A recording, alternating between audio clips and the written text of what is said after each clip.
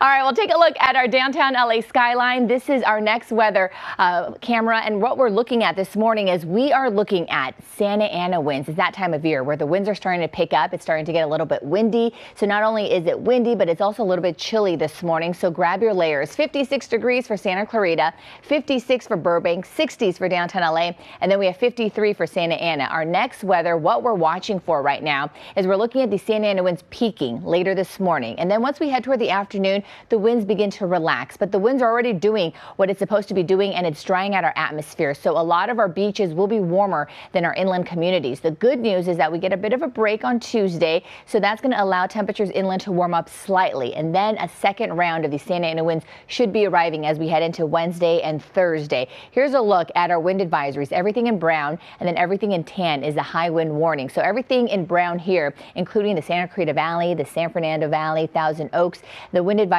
expire at noon. We could see gusts here up to 40, 45 miles per hour. Even stronger winds in the high wind warning locations, which is near the foothills for LA County. We could see gusts here 50 to 60 miles per hour. The winds will continue for Orange County and the Inland Empire until 4 p.m. this afternoon. And then we also have these red flag warnings, which means if a new fire were to start, it could spread really fast. The winds are drying out our atmosphere. The vegetation is dry, so this is why we have red flag warnings. What you're seeing in the lighter colors, this is our fire weather watch. So we're watching to see what happens as that second round of winds arrive on Wednesday and Thursday. Right now, though, our hour-by-hour wind forecast for the Woodland Hills area, which is under that wind advisory, you could see those winds really ramping up by 9 a.m. We're looking at those north winds coming in about 29 miles per hour and then slowly tapering off for the second half of the day. In Riverside, the winds continue to stay windy up until about 3 p.m. As I mentioned, the wind advisory expires at 4, and you can see why, because the winds begin to taper off as we head into the evening. Right now,